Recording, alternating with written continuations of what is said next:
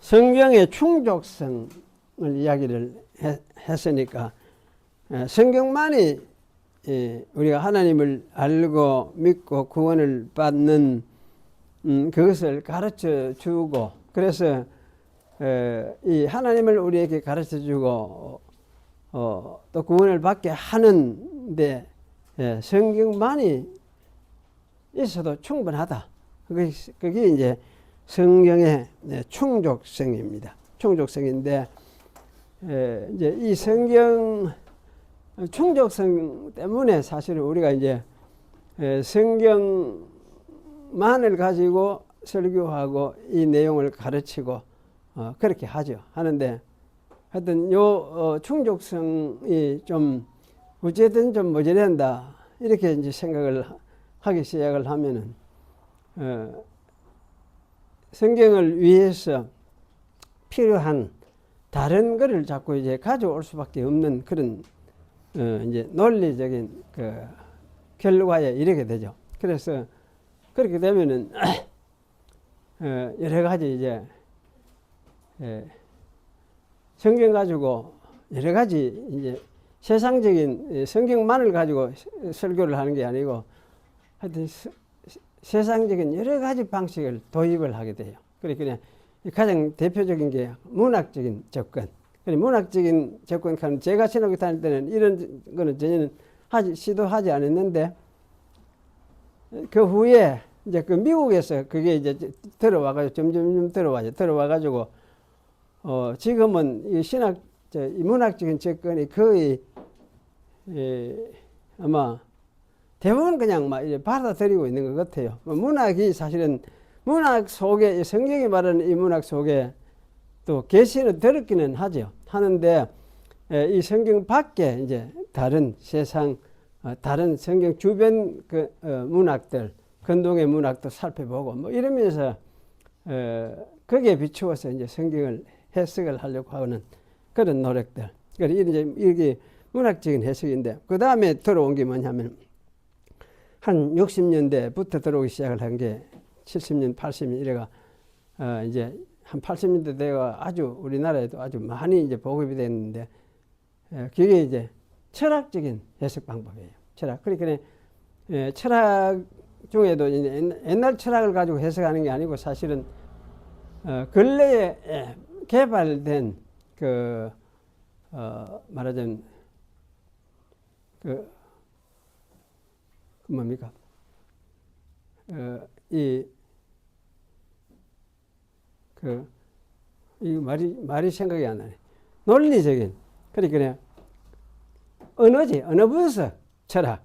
뭐 이런 거 이제 들어와가지고 하여튼 언어 분석, 소통학, 서로 관계하면서 소통하는 이런 거 이제 이론들이 들어와가지고 이걸 가지고 또 이제 해석을 하기 시작을 하고 그래, 그 이제 하다가 보니까 하여튼 그 철학이 성경을 해석하는 하나의 또 한 방식이 되었습니다. 그래서 참 성경 자체의 어떤 충족성하는 이게 참 어려운 것 같아요. 이해하기가 어려운 것 같은데, 그래서 성경 자체의 충족성, 성경 자체가 자 이것이 하나님의 계시의 말씀이니까. 그럼 이것만 해도 충족하다는 이게 하여튼 이게 돼야 되는데 이게 희미해지면은 딴 거를 가져올 수밖에 없는. 그래서 딴 것이 들어오게 되면은 하나님의 말씀 성경이 계시다. 이게 하나님의 계시의 말씀이다. 이런 어떤 이제 그 마인드가 희미해지기 때문에 이런 게 들어오는구나. 아마 이런 생각을 해도 될 것 같습니다. 그래서 이 성경의 충족성, 저는 아직 성경의 충족성 이것을 그냥 믿고 받아들입니다. 그래서 이것만 있으면 충분하다는 생각이 들어요. 그래서 다른 방식을, 다른 접근을 가지고 성경 자체는 성경 이 계시로서 창세기부터 계시록까지 하나님 가지고 있는 어떤 체계가 있어요. 이 체계를 이해를 하고 이 체계의 틀에서 비추어 성경을 해석을 해야 되는데 이렇게 하지 못하게 되면은 이제 엉뚱한 딴 걸 가지고 이게 성경을 해석하려고 달려들게 돼요. 그렇게 되면 이제 성경이 성경으로서의 어떤 가치를 좀 무시한다 할까? 사람이 그렇게 하는 것이다. 그렇게 이야기를 할 수가 있습니다. 그래서 이거는 성경은 어떤 뭐 법학적으로, 어떤 사회학적으로, 어떤 뭐 방식으로도 하여튼 성경 자체는 자체를 해석할 수 있는 어떤 방식은 없어요. 그리고 성경은 성경 자체를 막 가지고 있는 이 계시 역사적인 어떤 체계를 이해를 하는 것이 가장 중요하다. 이거 우리가 이해를 하고. 그래서 그런 의미에서 성경의 충족성, 이것을 저는 계속 이야기를 하고 싶고 또 그렇게 믿습니다. 예. 지난주일에 마태복음 28장을 읽었죠. 28장 19절을 읽었죠.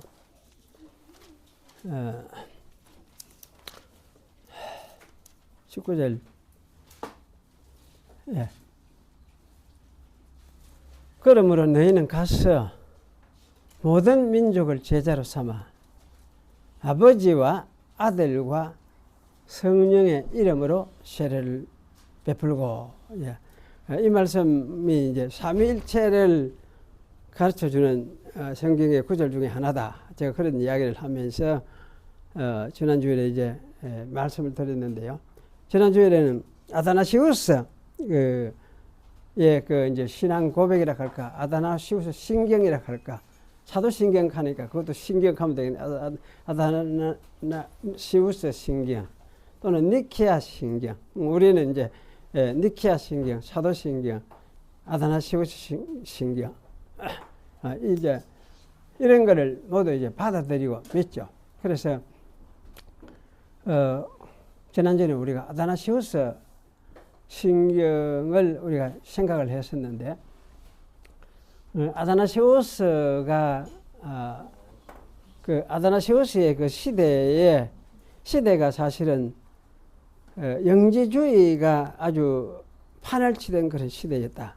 그렇게 우리가 말을 할 수가 있습니다. 그래서 영지주의가 판을 치던 시대에 영지주의 교회가 그 교회락하기도 뭐하고 한데, 어쨌든 자기들이 또 교회락했어요. 자기 기독교락하고. 그러니까 영지주의자들이 그 애굽하고 시리아 이쪽에 그 영지주의자들은 자기들이 기독교락했다고 그런 이야기를 하고 있습니다. 그래서 이제 그러니까 이제 이 신론이 성경이 말하는 하나님이 어떤 하나님인지에 대한 명백한 어떤 구분이 사실 없는 거죠. 그러니까 영지주의에서 말하는 신, 이카는 그것도 하나님.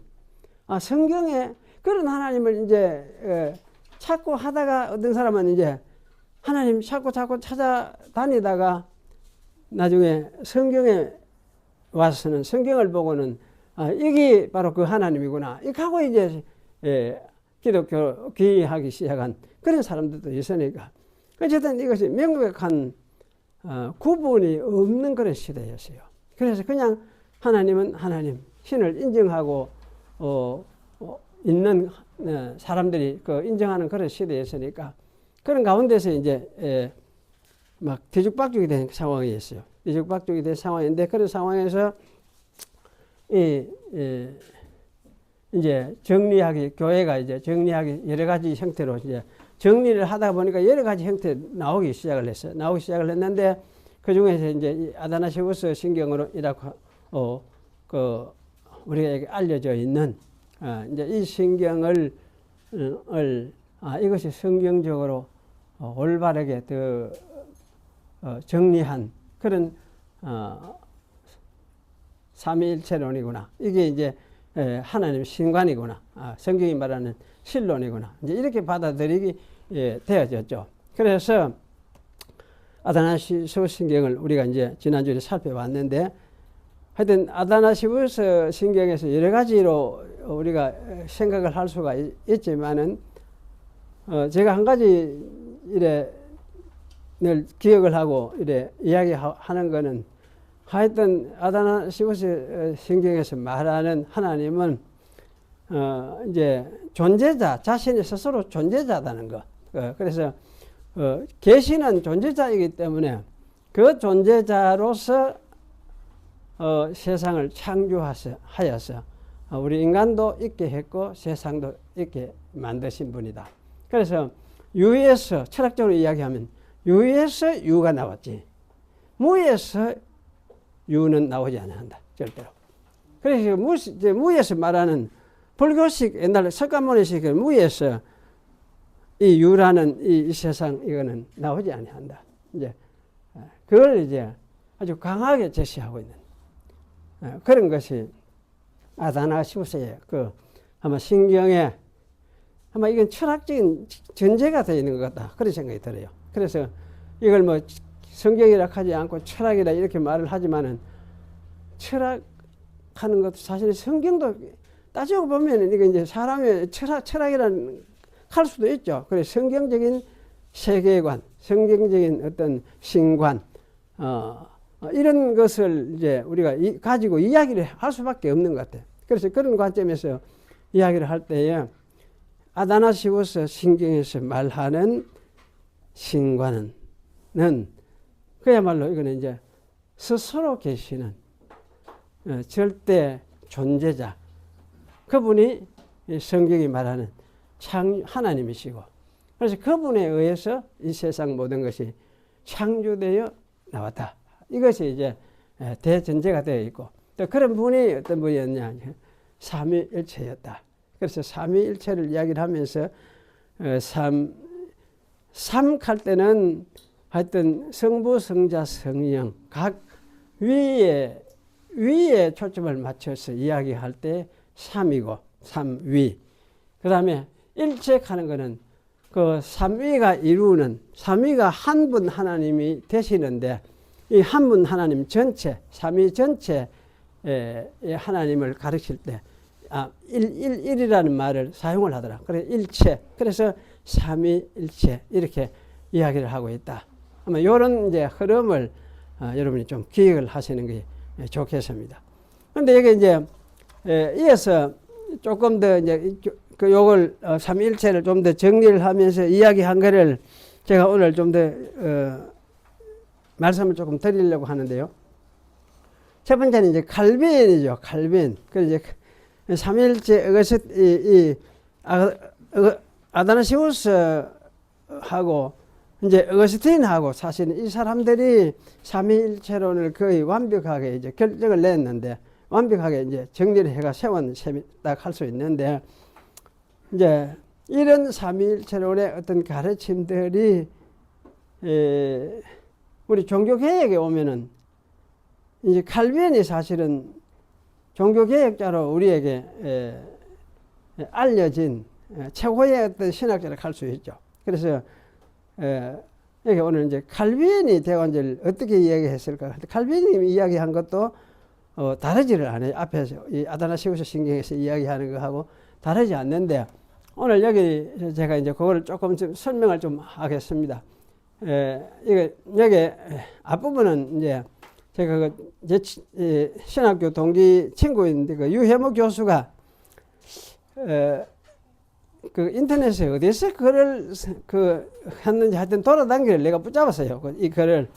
제가 붙잡고 오래전에 읽고 이래 하면서 한번 하긴 했는데,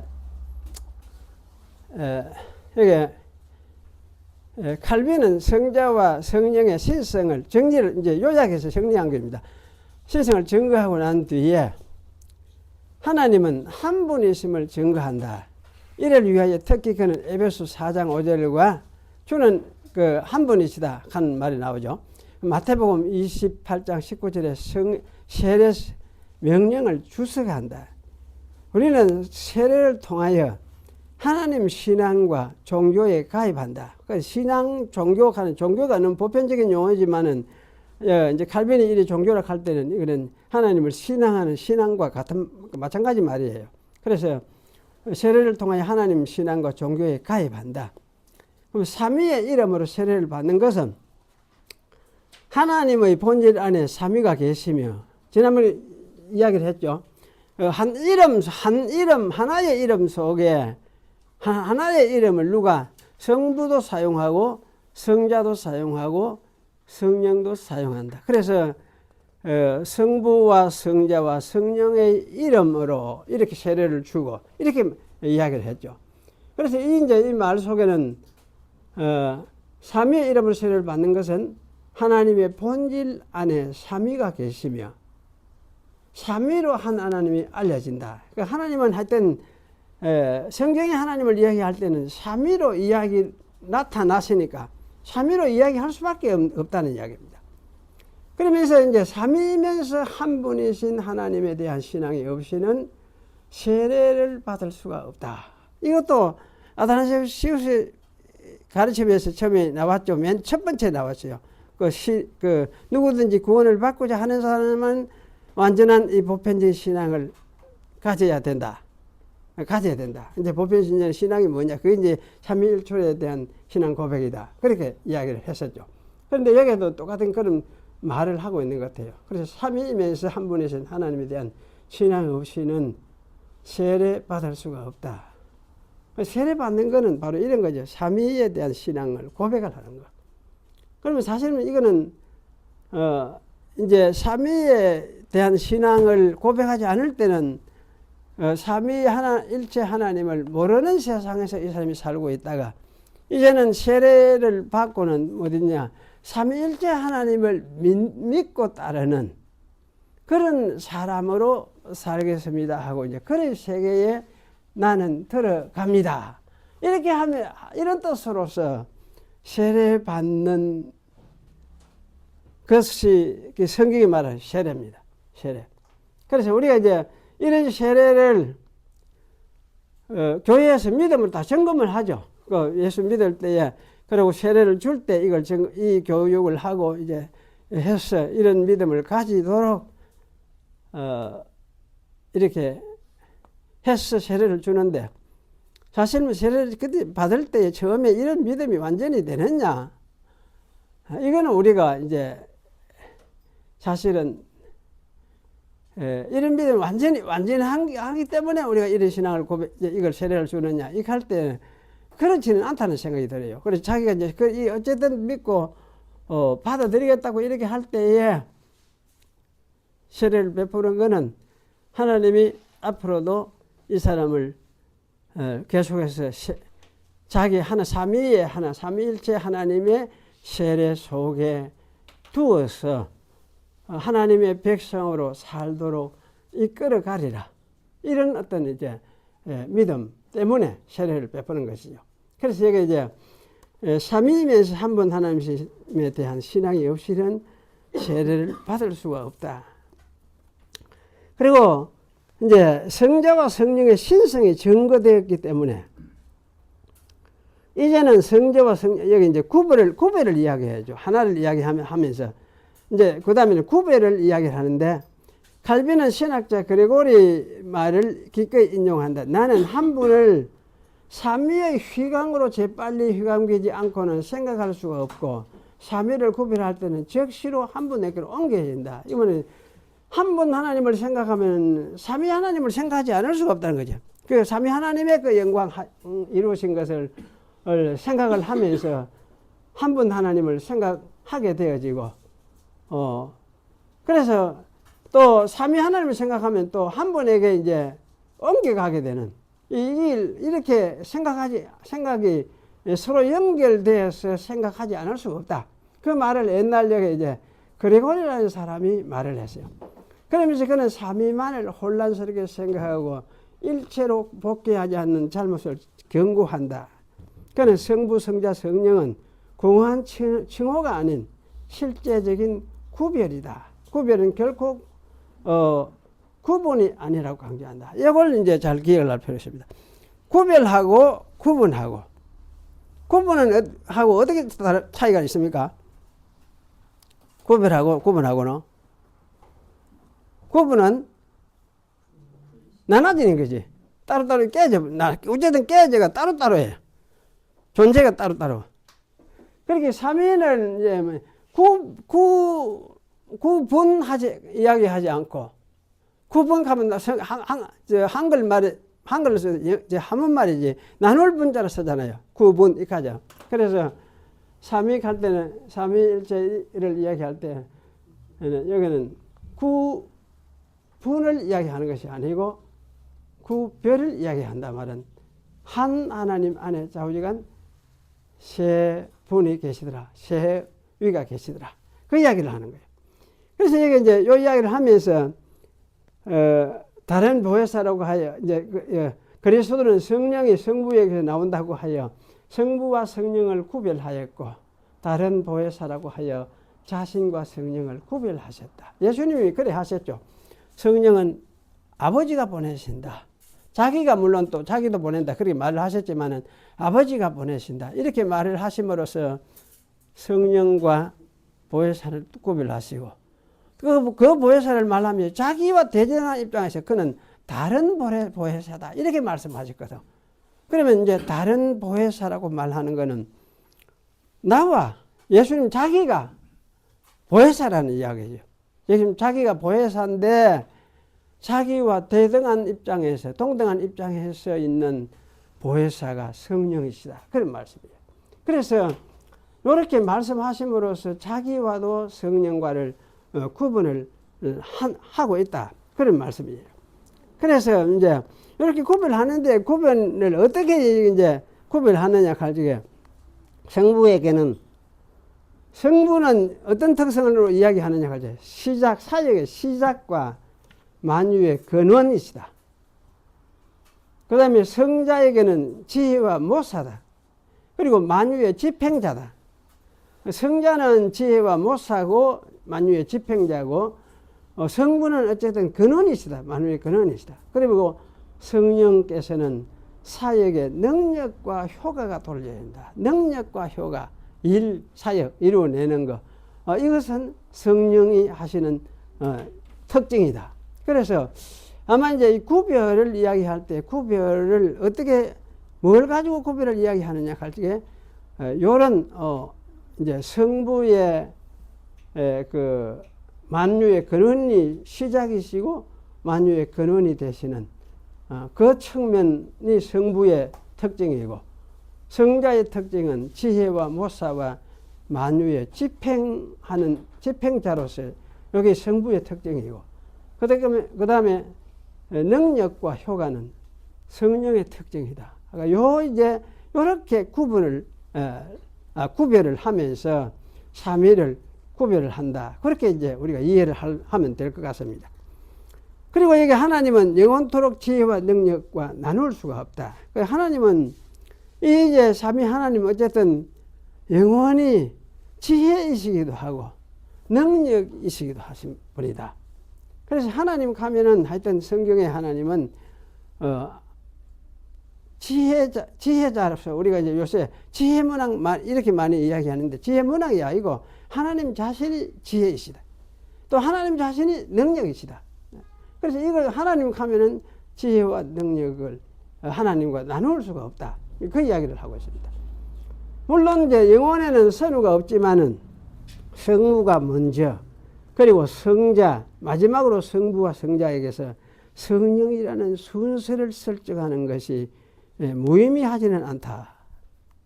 왜냐하면 성경에 이제 아버지하고 그 다음에 아들하고 성령 이렇게 이야기를 하니까 아버지는 아버지, 아들, 성령 똑같은 동등하신 신성을 가지신 동등한 하나님이시지만은 그래도 성부, 성자, 성령 이렇게 어떤 이제 구별해서 이렇게 하는 거는 이거는 아마 잘못하는 것은 아니다. 이게 당연하다는 생각이 들어요.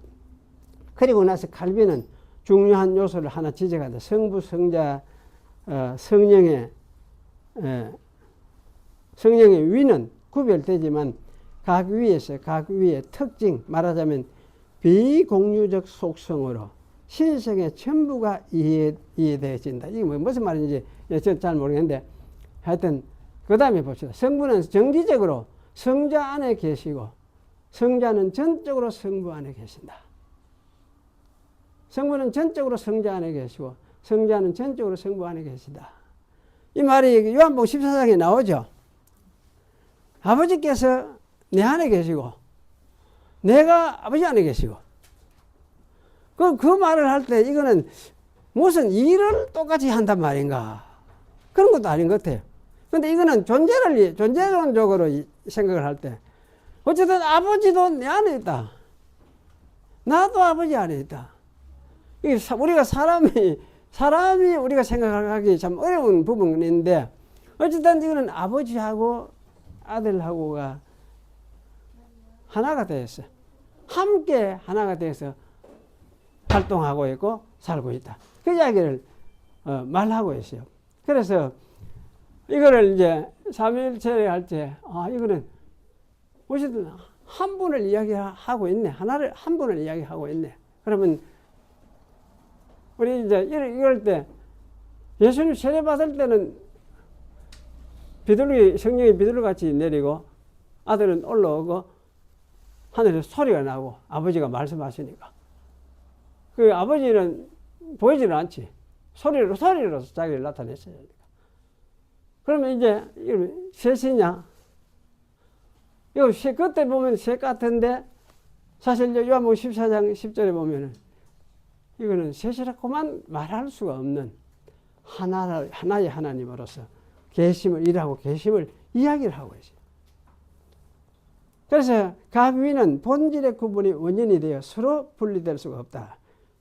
이제 이 이야기를 이렇게 하면서 여기 밑에 이제 이 글을 제가 설명을 조금 했습니다만은 밑에 글은 제가 이제 글을 해놨습니다. 제가 요게 좀 덧붙여서 제가 했는데 이게 칼빈은 위격을 하나님의 본질 안에 있는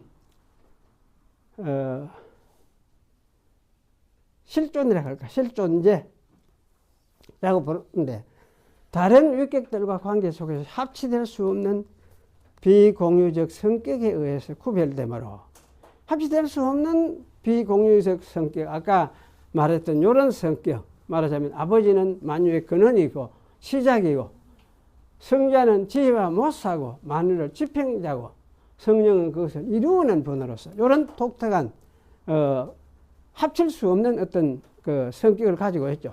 그런데 이렇게 하면서도 여기 이제 그 구분을 이야기를 하면서 한 분 하나님 되심을 구별을 이야기하면서 한 분 하나님 되심을 이야기를 하고 있습니다. 그래서 여기 이제 그 뒤에 거는 제가 뭐 읽지를 않겠는데 길게 읽어봐도 별로 필요가 없다는 생각이 드는데 일단 여러분 집에 가셔서 이걸 곰곰이 읽어보시고 그 한마디 말 하나씩을 좀 뜯어가면서 그렇게 생각을 해가면서 읽어봐야 돼요. 그래서 어쨌든 큰 게 이제 우리가 생각할 때 아타나시우스 성경이나 칼빈이 말하는 것이나 역시 뭡니까? 삼위일체를 이야기를 하면서 한 분 하나님이시면서 세 신적 위격을 가지고 계신다. 그리고 이 세 신적 위격은 똑같이 한 분 하나님 전체의 신성을 똑같이 갖고 있다. 똑같이 갖고 있기 때문에 이걸 이제 공유라고 이야기하죠. 신성을 공유하고 있기 때문에 아버지도 아들보다 크지 않고 아버지와 아들도 성령보다도 크지 않고 하여튼 셋 다 합쳐도 한 분 하나님과 보다 크지 않다. 그래서 똑같은 신성을 공유를 하고 있으니까 좌우지간 삼위는 어쨌든 한 하나님이 되신다. 요게 이제 핵심이라 할 수가 있습니다. 그래서 여기 이제 우리 이제 칼빈 그 뒤에 나오는 이제 벨직 신앙 고백서 나오죠. 그 벨직 신앙 고백서는 칼빈과 동시대에 만들어진 것인데 여기도 같은 이야기를 계속 하고 있어요. 같은 이야기를 하고 있는데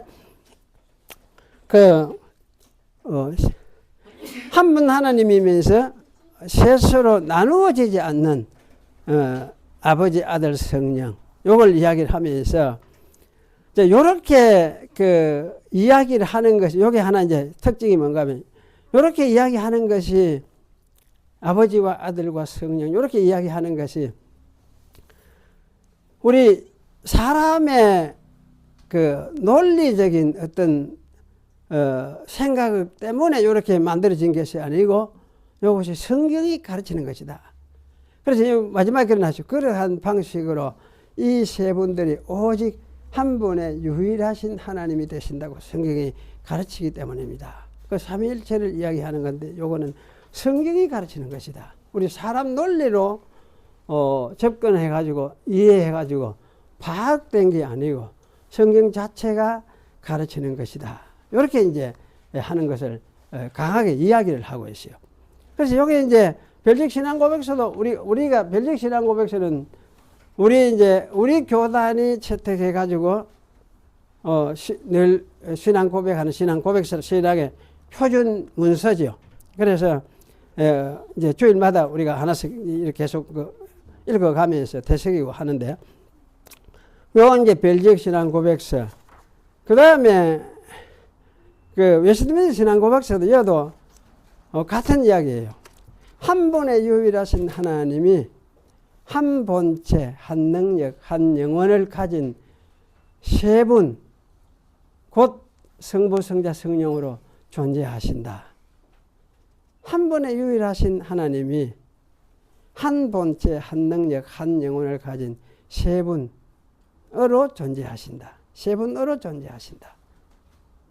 그 삼위로 존재한다. 삼위로 되는데 이 삼위가 또 한 하나님이시다. 이제 그걸 이야기를 하면서 유일하신 하나님을 이야기합니다. 그래서 이런 이야기를 하면서 요거는 이제 여기 안 나온 게 있는데 브라켈이라는 사람이 있어요. 브라켈이라는 사람이 이제 칼빈 이후에 또 개혁신학자 중에 유명한 한 사람인데, 이 사람은 어떤 이야기를 하느냐 하면 삼위가 아니면은, 삼위일체가 아니면은 하나님이 될 수가 없다. 삼위일체가 아니면은 하나님이 하나님 되는 게 깨져본다. 그래서 이 삼위일체는 영원히 삼위일체인데, 영원한 삼위일체인데, 영원히 삼위일체이기 때문에 영원 전부터 이렇게 삼위일체로 존재하시면서 계시던 분인데, 그런데 이 삼위일체가 아니면은 하나님이 되지 못한다. 깨져버린다. 하나님이. 그런 이야기를 브라켈이라는 사람은 또 하고 있어요. 하고 있는데, 그 말이 좀 맞는 것입니까? 삼위일체가 아니면은 하나님 되지 못한다. 깨져본다. 그렇게 말하는 것이 옳겠습니까? 그 말을 맞는 그게 그럴 것 같기는 한데, 그런데 성경에서 좀 그렇게 이해를 해야 될 것 같기는 해요. 논리적으로 생각을 해보면. 그런데 그렇게 말하는 게 삼위가 아니면 하나님이 되지 못한다. 하나님 되는 것이 깨져버린다.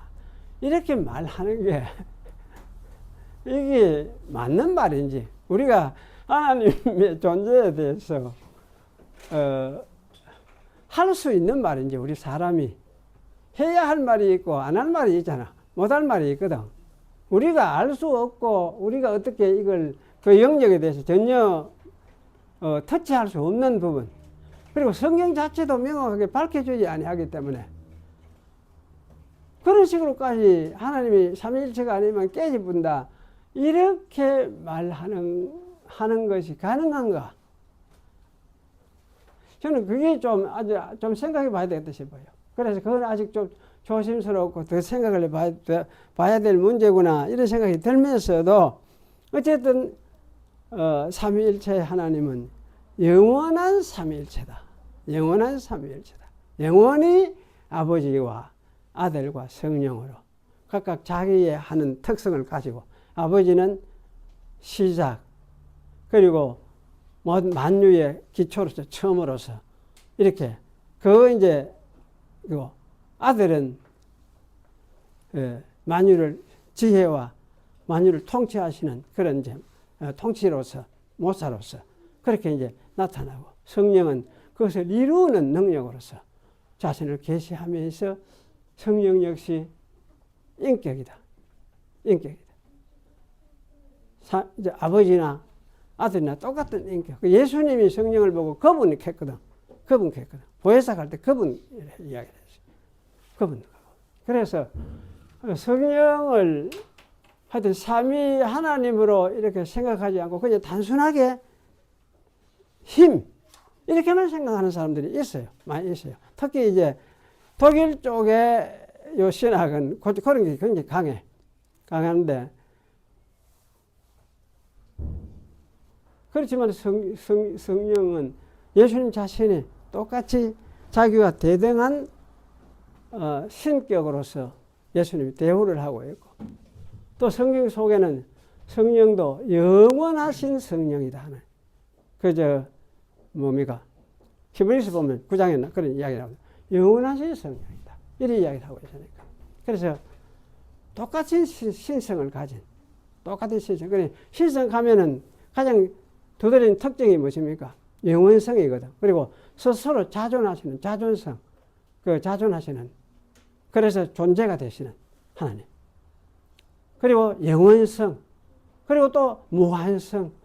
또 이 무한성 속에서 이제 포함되는, 파생되는 여러 가지 능력들, 전지, 전능, 이런 능력들, 무소, 부재, 이런 것, 이런 특성들, 속성들, 이런 것이 모두 이제 하나님이 하나님 되심을 보여주는 것인데, 그래서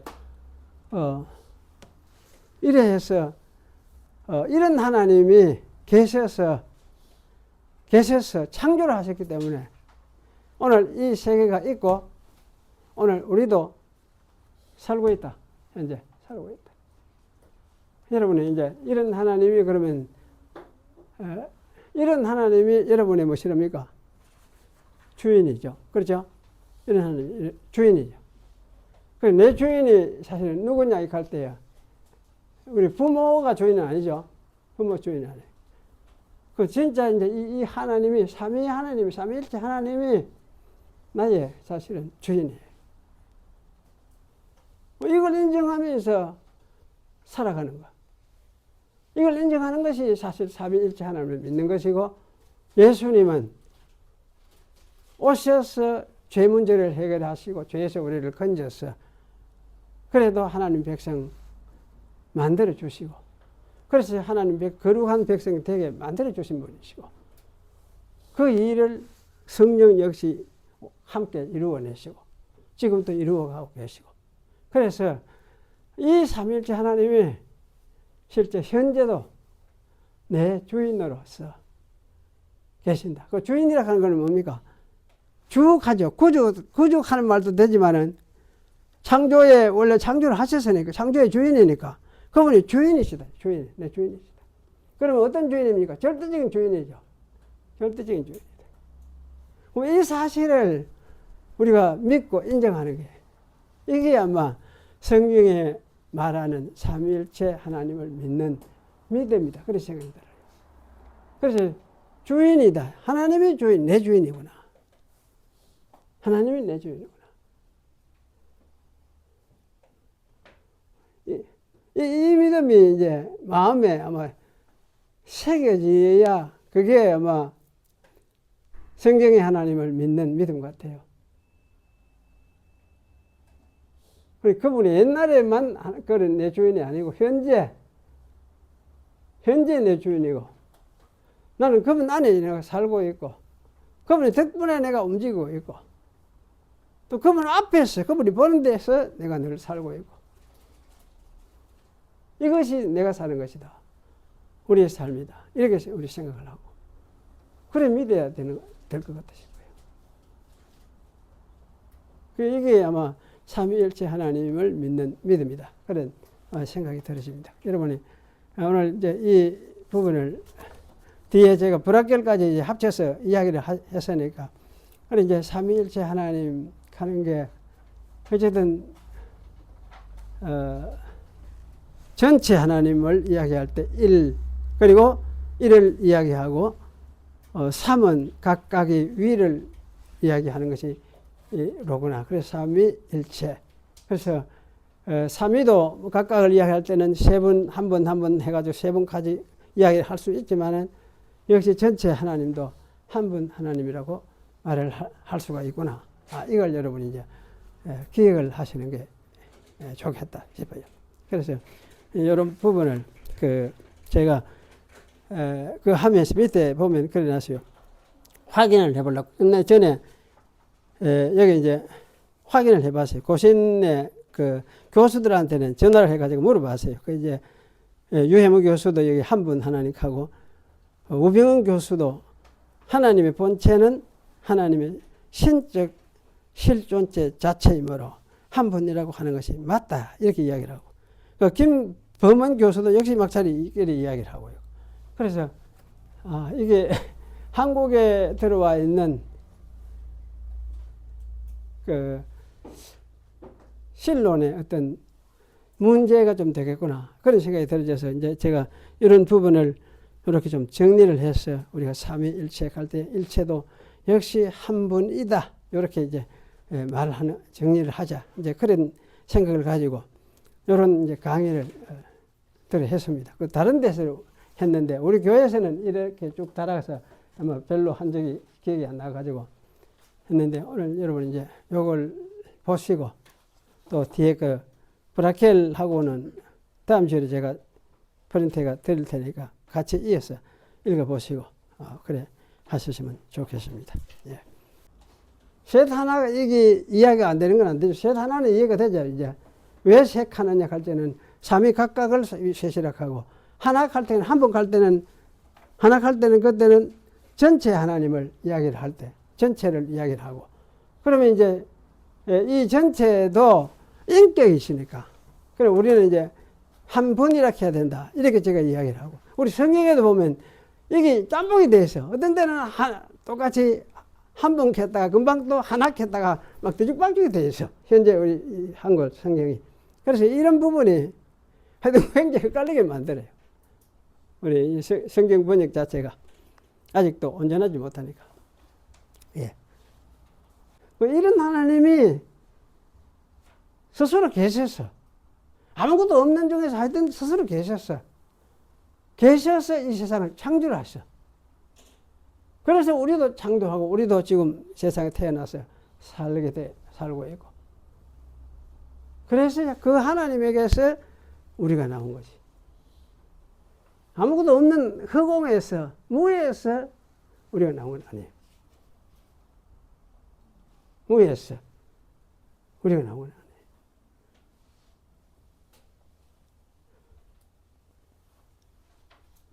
그래 이제 왜냐면 이 영지주의가 옛날 불교하고도 연결이 돼 있어. 불교하고도 연결이 돼 있어. 영지주의 이 철학이. 그래 이게 여러 가지가 있지만은 하여튼 오늘날 우리가 잘 생각해야 될 거는 일단 이게 분명해야 돼. 삼위일체 하나님 스스로 계시는 하나님. 그 하나님에 의해서 창조된 세계가 나왔다는 거. 이걸 이제 분명히 하는 것이 중요하고. 이제 그 하나님을 우리가 인격적으로 대하고. 그래서 인격적으로 대하는 것이 뭐냐? 기도하고, 찬송도 하고, 또 감사도 하고. 이러면서 이제 살아가는 거지. 천국에 있는 거 맞죠? 찬송하처럼 맞죠? 그럼 죽으면은 왜 됩니까?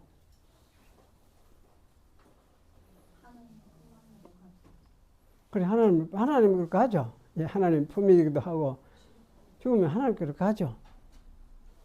여러분, 숨 쉬고 이렇게 하는 이게 육신의 존재만 있는 게입니까? 여기에 뭐가 딴 게 있는 것입니까? 딴 게 뭐 있겠죠? 이게 우리 영아입니까? 영혼. 그렇죠? 이건 사실 눈이 보이지는 않거든. 그런데, 이게 있어요. 그러니까 예수님도 그래 했잖아요. 내 영혼을 아버지 부탁하나이다. 이게 있잖아. 우리도 죽으면 그래 되죠. 아버지 손에 가지. 아버지 손에.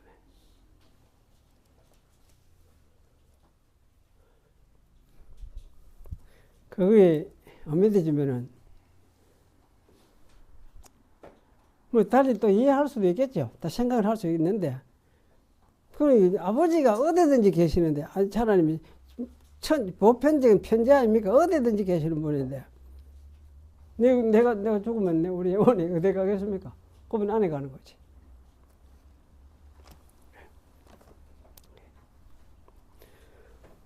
축도하겠습니다. 주 예수 그리스도의 은혜와 하나님의 사랑과 성령의 교통하심이 너희 무리와 함께 있을지어다. 아멘.